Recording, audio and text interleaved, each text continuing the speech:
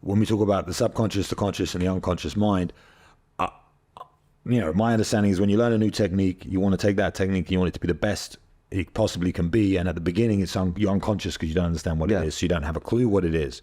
Then you consciously think about that thing and you execute that thing. Nice. So let's just talk about your right hand being up. You're consciously keeping your right hand up because you keep getting hit with the left hook. So you're keeping your right hand up, you're keeping your right hand up, you're keeping your right hand up. That's conscious. You want to take that from a conscious place to an unconscious place. Nice. Right? That is a great thought. I don't really teach like that. Yeah. I watch other people teach like that, and I don't teach like that because of that reason.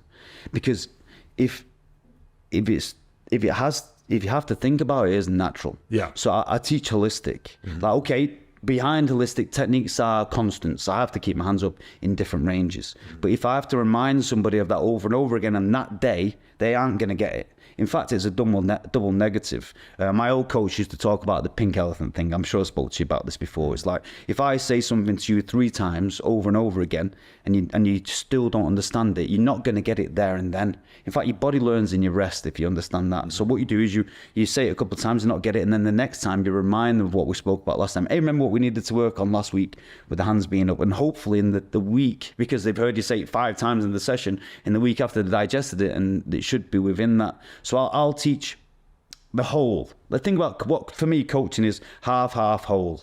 All right, so I teach the whole a lot, and then I take it apart, and then we put it back together. And if in the unconscious work, by moving around and putting it all back together, if then the little details of dropping hands and that, then I'll be like, all right, you're dropping hands. This is what you're gonna do, drop your hands. So, because I don't like once you take it apart, because a lot of people are good at hitting pads. Let's think about our sport. A lot of people look good at hitting pads. A lot of people look good at Instagram, but doing it under pressure is a different thing.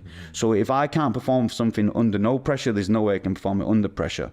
So for me, I don't really coach from that standpoint. I try to put it all together, take it apart, look at it again, take it apart. I always say to my guys, you're an engine, and every day we take it apart and put it back together. In fact, in the army, they take the gun apart and they put it back together every day.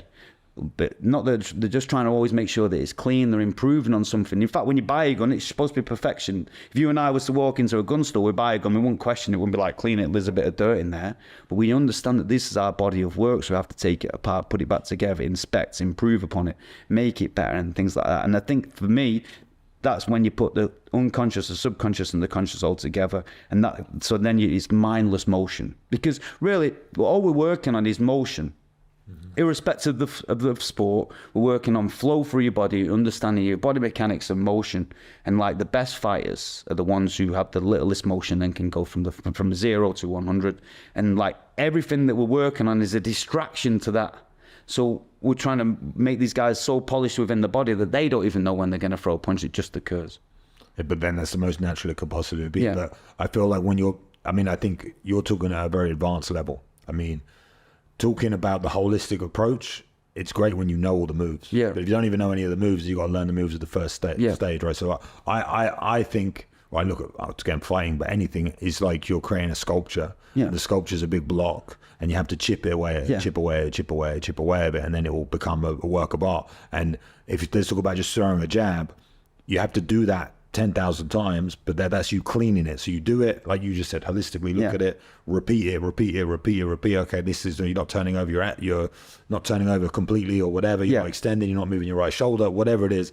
And that's you chipping, cleaning. And I think what I have learned, and I talk about this quite a lot, but from doing that process that you just described, even if it's holistically, half and whole, whatever you want to call it, doing that process in the sport is very easy for people. And I think you'll because of good coaching, but you'll see like most athletes, guys that you've got in the gym, they can do that over and over again. But then in life, when they have a problem, they can't dissect it and put it back together. Okay. And I think that's like a missing piece of the puzzle for a lot of guys, because they think that fighting is just about fighting. Yeah. And the decisions that they're making are just about the decisions they're making in that moment to become a better fighter. But then they'll go home and they'll have an argument with their girlfriend, and they won't look back at why they had that argument, what they said, what they could have done better. So I think transferable skills. To make it a transferable skill, I think there's something missing. So okay, I agree. And I think behind that, in transferable skills, has to be a concept, isn't it? So everything has to fall within this.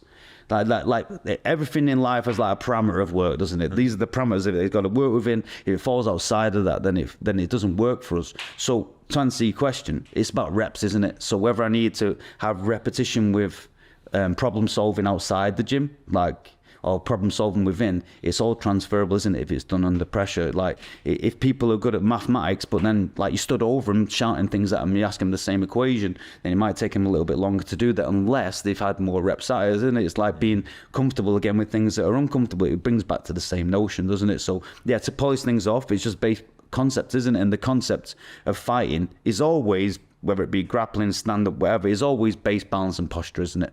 And everything that you can work come off that. Because I look at the human body like a calorie, because it looks like like a calorie, and it especially looks like a motion like a calorie. So the reason we have to perform repetition is to teach it to do the right thing over and over without thought. Because say, for instance, just me moving my hand like that costs me 10 calories. Yeah, my body's a calculator, so it'll try to make it cost 6 because it wants to save the other 4 for later, because he doesn't know what I'm going to do. He knows it's pretty cold outside. It's Manchester, isn't it? So he wants to save some of this energy to keep me warm later. So I've got to retrain and reframe my body to work behind the base, balance and posture concepts, and not to be too economical with my motion, because my body wants to be smarter.